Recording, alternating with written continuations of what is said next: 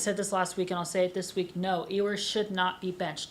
Taking his stats by themselves without the context of anything that happened during the game, 25 of 43 for 211 yards with 2 touchdowns and an interception.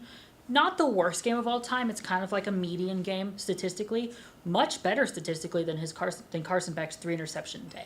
His issues were more related to the offensive line's just awful play, not really himself. Arch Manning did go in at the end of the second half, and he did not do good at all. He went 3 of 6, 19 yards, got 2 sacks in like 3 minutes, and one of them resulting in that fumble, as we talked about earlier. Yes, some of that was the offensive line's ineffectiveness, but throughout the game, we saw that Ewers, even with that small sample size of Manning, Ewers just was better against Georgia than Manning was in the end of that second quarter. So going off what we saw Saturday, there's no reason to bench Ewers just because Manning is as hyped of a backup as he is. Quinn Ewers is the starter for UT football. That is not going to change. Just because you have one of the best backups, if not the best backup, in the nation, does not mean you bench your starter for that backup unless it is absolutely necessary. Good morning and welcome to the One Enough Sports Show on this Valentine's Day morning. Hope y'all are having a good Friday. Before we get to our first block of the day, we want to remind you that today's show is brought to you by Cap Metro, Austin's transit system. We connect you to work, school, play, and everywhere in between, so plan your ride to your next Longhorn game at capmetro.org. Welcome back to College Press Box. Last week, Texas men's basketball season ended in tragic fashion in what has been an underwhelming inaugural season in the SEC. For more, let's go to Santi. Welcome back to College Press Box. Let's take a look at this past week in Longhorn sports. 7th-ranked Texas women's volleyball defeated South Carolina in their SEC home opener on Wednesday, sweeping the Gamecocks 3-0. Jenna Wennis led in kills with 11, and Mariana Singletary led in blocks, tallying 8. UT Volleyball also played a top 25 match against 18th-ranked Florida on Sunday, sweeping again in a huge 3-0 victory, where Madison Skinner led in kills with 12, and Singletary once again led blocks with 10. Texas softball swept Auburn in 3 games in their second SEC conference series, including 2 5-inning run rule victories. Reese Atwood became the leader in all-time RBI, surpassing Taylor Thorne with 179, and pitcher Tegan Cavan secured all 3 wins in the series. Texas softball looks forward to a game against Stephen F. Austin on Tuesday, and then a series against top 20-ranked Mississippi State to end the week. Texas. And you said something that you can't always talk about Fred Van Vliet, and that's part of it, because right when he got injured, you lose that piece. But you have to be able to have depth, and you have to be able to have people who can step up when your players are injured and not become a catastrophe for your team. And that's what's been happening with the Rockets. Van Vliet being out should not have as much of an effect on the Rockets. Welcome back to College Press Box. Texas men's basketball continues to thump opponents in non-conference play. Ryan Hopper was at the Moody Center for this past Saturday's contest against Mississippi Valley State. Okay, so I'm going to go with a really great player on a really horrible team, Brian Thomas Jr., wide receiver for the Jacksonville Jaguars. He is having I have not heard a lot about this guy, but 30 receptions, 513 yards, 4 touchdowns. The yards and touchdowns in the top 10 of the NFL. He's got 17.1 yards per catch, and quarterback is Trevor Lawrence, which is not, he hasn't been setting the world on fire in a really long time. I think that the fact that he's doing this all with Trevor Lawrence, imagine if he had a real quarterback, like that would be just insane. I think that I originally was looking at your major options, your Malik Neighbors, but Brian Thomas Jr. is actually having a better season than Malik Neighbors in basically every statistical category. 7 more yards per catch, less receptions, more yards, and 1 more touchdown. I think that it's a great pickup. Once the Jaguars can actually get a real quarterback that doesn't, suck for $65 million a year, that he will become one of the top wide receivers in the league, and I think he's already showing that this year. You have an offense with Alan Lazard and Garrett Wilson and Breece Hall and Tyler Conklin and Aaron Rodgers. That should already be good enough on paper to overpower 75% of the defenses in the NFL. The fact that that hasn't been happening is basically inexcusable. Now, they did fire Coach Robert Saleh this past week, so they do have a new interim coach. Jeff Ulbrich, he did lose his first game, but we can see if he's going to help. But when you're getting Devontae Adams, you're filling a hole that doesn't exist, and it shouldn't exist with all the pieces that you have. The issue is none of them are playing to their potential because the coaching has been absolutely abysmal. But the coach that you fired is not the one that's calling plays. Nathaniel Hackett's still employed there. We know from the past couple years he cannot call plays. It's just not going to happen. So you can put the best people in, but if your coaching sucks, it's not going to happen.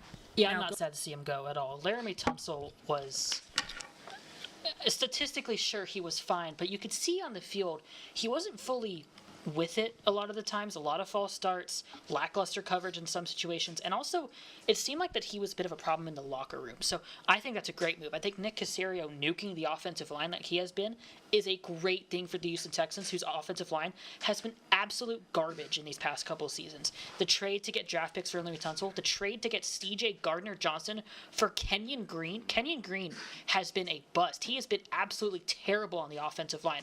To get C.J. Gardner-Johnson for that is an absolute fleece. And then there's a pick swap involved too, which wasn't even that bad. It was a 26th, 6th for a 25th, 5th. That's not bad at all. Nuking the offensive line, getting picks, getting better players on the defense. What a move from Nick Caserio. And then Nick Caley gets to draft new offensive linemen this year. I mean, it's absolutely wonderful. You have. All right, I'm going to go back to Monday Night Football into what I think might be one of the worst kicks I've ever seen on television. Tyler Bass. Where is this ball going? Right into the crowd. I don't understand where he thought he was kicking it. Was it Sam Darnold? Is he seeing ghosts again? What is happening here? I think Joe Buck said it best. He's seen better kicks in College Game Day than Tyler Bass on that one. That's the biggest blooper of the week. I think we're going to be seeing that when we think about Tyler Bass for a really long time. You had a fantastic game today. Yes, sir. 11 tackles, 2 sacks, 4 tackles for loss. What did you see in Kentucky's offensive line that allowed you to just sniff out when you could make that pressure and make those plays? I just want to credit just the film room and Coach Nansen for getting us prepared, and Leonga, David, Mo for always just being there and being next to me and just continue to do our job every play. Awesome, thank you. Yep. So in the adjustment period, after Yeah. you go on this 10-0 run and you Yeah. start taking control in the rest of the game, what's something that clicked for you, any of you, that you can learn and use in these future SEC ranked games coming up? Yeah.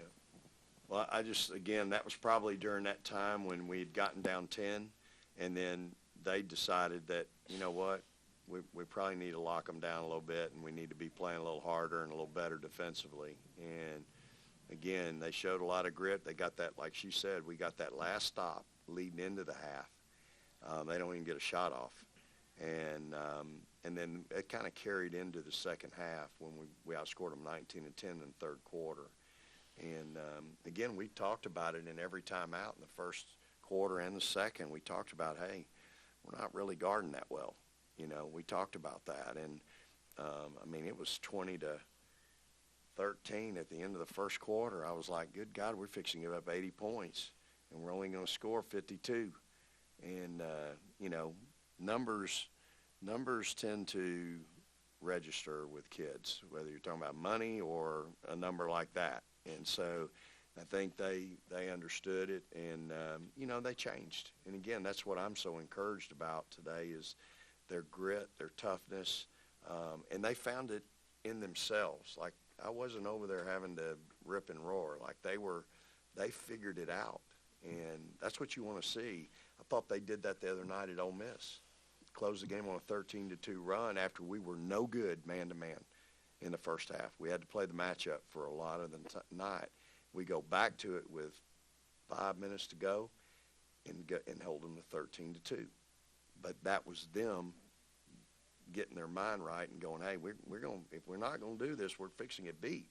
And so they figured it out and got it done. And again, you like that as a coach. You like to see that. And you know, I'm proud of them. You know, we're going through some stuff right now, and I'm proud of them for finding a way to win, you know, 2 tough ones. I'm here at Darrell K. Royal Texas Memorial Stadium on senior night, where the Texas Longhorns defeated the Kentucky Wildcats 31-14 on what might just be Quinn Ewers' final home game.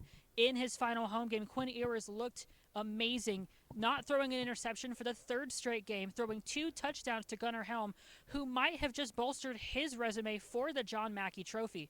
Meanwhile, in the second half, it was all sloppy for the Texas offense with a forced fumble scoop and scored for a touchdown, a missed field goal, and yet still, thanks to the Texas defense, they pulled out on top thanks to a lights-out performance from Anthony Hill Jr., where he had 11 tackles, 4 tackles for loss, 2 sacks, en route to help the Texas Longhorns win 31-14 on senior night, where multiple seniors played what might just be their final game.